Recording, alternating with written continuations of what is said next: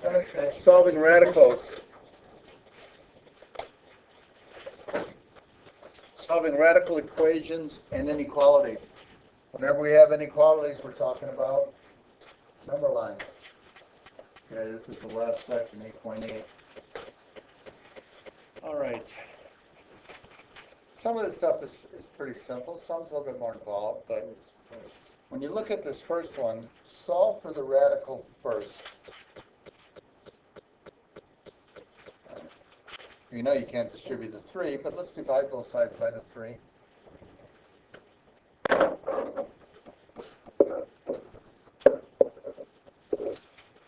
So what I'm left with is the square root of 2x minus 1 equals 2. Yes? Are you going to report this? I did. Were you napping? Okay. Once you get the radical by itself, square both sides. When you square a radical, when you square a square root, I should say, not a radical, but when you square a square root, it removes the radical sign. And I have 2x minus 1 equals 4. Add 1 divided by 2. And what you have to do on these problems, you have to check. Make sure that it works. Let's just quickly check here. 2 times 5 halves is 5. Minus 1 is 4. Square root of 4 is 2. 3 times 2, 6. It works. They don't always work. This one does. In the next problem, all we have to do is square both sides. Okay. So I get x minus 2 is equal to 5 minus 2x, and solve for x. 3x equals 7, and divide by 3.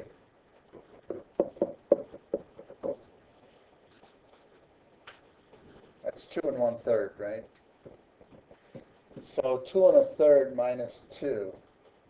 That's okay, I'm getting a positive number here. You don't want to get anything funny here. You don't want to take the square root of a negative. Okay. And we know that the square root of a number can never equal a negative. All right, so we're okay here. I got the square root of 1/3. So I'm going to plug in here 2 times 7/3 is 14/3, which is 4 2/3. 5 minus 4 2/3 is 1/3. So I get the square root of 1/3 on both sides. I'm good to go. That works.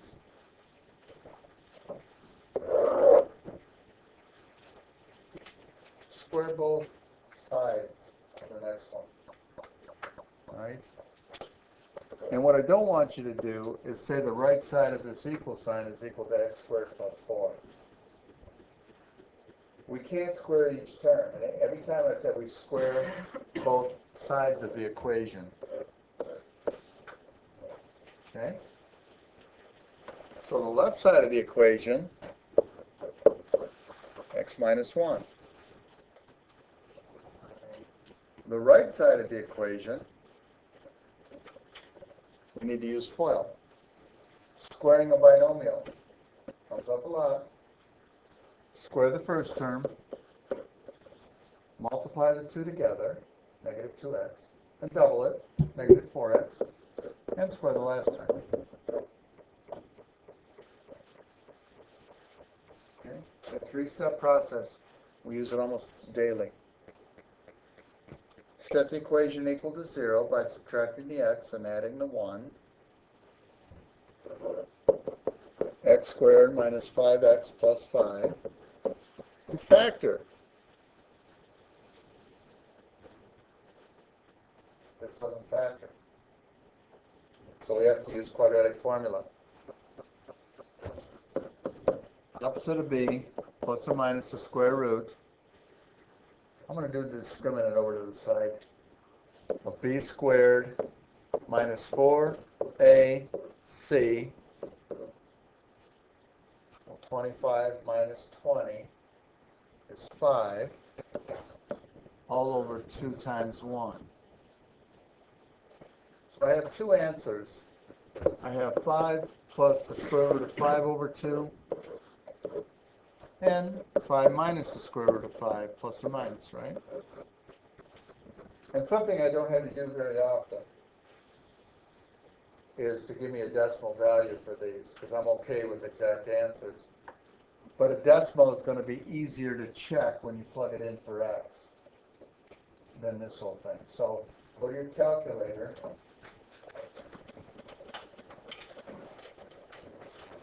And you don't have to do this. I did this for you on the board. Now, notice the first one I got up there is wrong. Can you find the mistake in the first problem? I'm missing a parenthesis, yeah. When you do this in your calculator, make sure you're putting the numerator in parentheses. And I forgot a parenthesis there. So the answers are 3.6 approximately, and approximately 1.4. Then we have to check. It doesn't take much to check. Let's put in 3.6 for x. 3.6 minus 1. I'm okay there. We're going to take the square root of 2.6. If you go here on the right side, and if you put in 3.6, now I've got negative 3.6 plus 2. That gives me a negative number. And the square root of something can never equal a negative. So 3.6 is extraneous. Let's see how we do with 1.4. 1.4 minus 1, I get 0.4. I'm good there. Negative 1.4 plus 2. Yeah, I'll get a positive value there, so I'm okay. So 1.4 is the solution. Sometimes both numbers work. Sometimes only one works. Sometimes neither one works. Sometimes there's no solution. Okay. Solving radical equations. All right, the first problem I have listed here, my suggestion, I'm not going to have time to go over the algebra of the first part. Maybe we'll have time tomorrow. But what I do if I'm you is I would go to my calculator. By the way, my domain says, my domain restrictions, x has to be greater than or equal to 0. And what you could do is graph the two. Graph the left side, which is 3 times the square root of x and plus 2. Make sure you close that parenthesis on the x. And in the second equation, put the square root of 3x. And I want to see where the intersection is.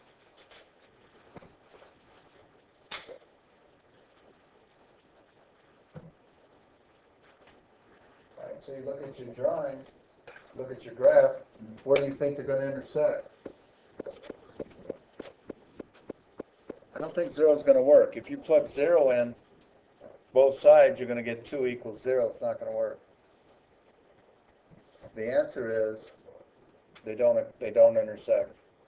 There's no place where the x value where they intersect. So there's no solution here. Sometimes we graph to figure out what it is. Inequalities. In fact, I think one of the sections on your homework tonight says graph. Sometimes the algebra gets too much. Okay. All right. Well, now I have the square root of x plus 1 is less than 2. I already know before I start I'm going to need a number line. And I also know that x plus 1 has to be greater than or equal to 0, because I'm not going to take the square root of a negative number. That's my domain. That means that x has to be greater than or equal to -1. Here's -1. No matter what, I'm not going to have anything to the left of -1, no matter what, because I won't be able to use it. So we solve it like I have up here in red. Squaring both sides of the equation, I'll get x plus 1 is less than 4. And subtract 1 from each side, x is less than 3. Well, here's 3, open circle, less than 3, but I've got to stop right there at -1. So we have a conjunction. Okay? In the next problem, I know that 3x minus 1 has to be greater than or equal to 0. Has to be. Because we're not going to take the square root of a negative number. So that means that x has to be greater than or equal to 1/3. Here's 1/3.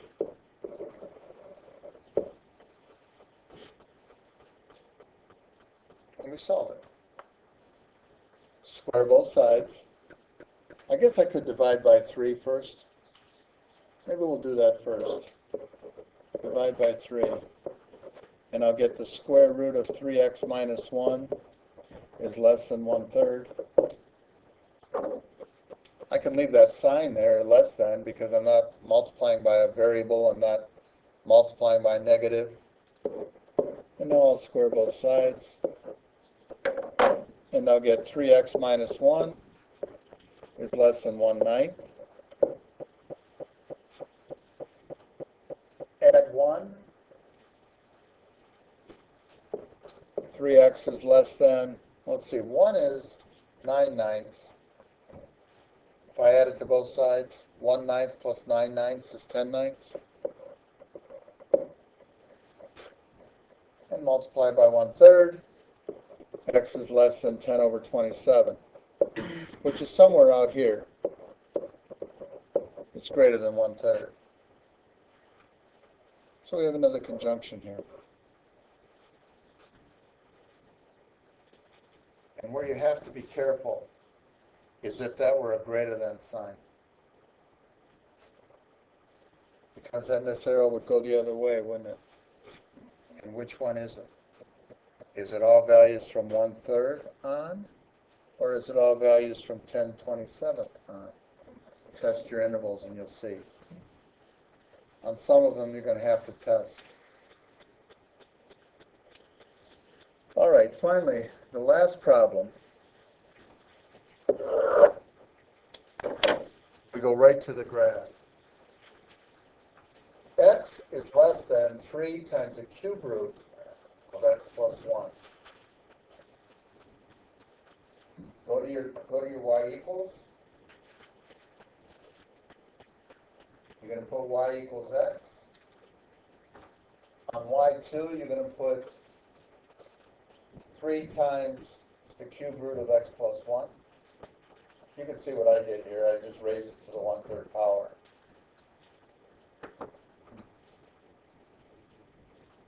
And I want to know, if I were to graph y equals x,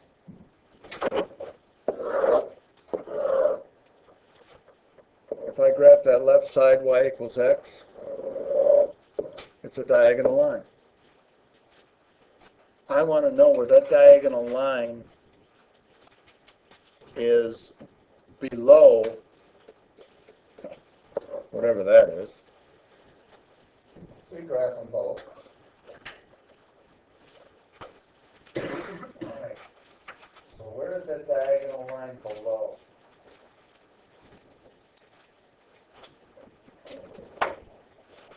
It looks like it's at negative, let's see, let me trace it down. When x is less than, I don't know, negative 4.7. Okay. You should get something that looks like this. And at this point, x is negative 4.7. So when x is less than negative 4.7, and when x is between these two values here. That's where this diagonal line is below the 3 times the cube root. Does that make sense? Okay. Yeah, sure. So for those, it would be x is greater than the first. X is less than this. Yeah, and x is, and I would write it like this. Maybe that's negative 1.2, maybe. We could write it like this, between those two values. Why do we looking for when it's x or when the y position? Because that's what this says, that the x is less than.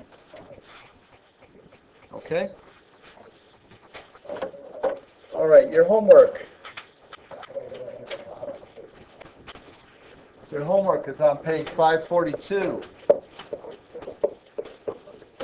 Problems 11 through 59, and I gave you the odd problems so that you can check your answers in the back of the book.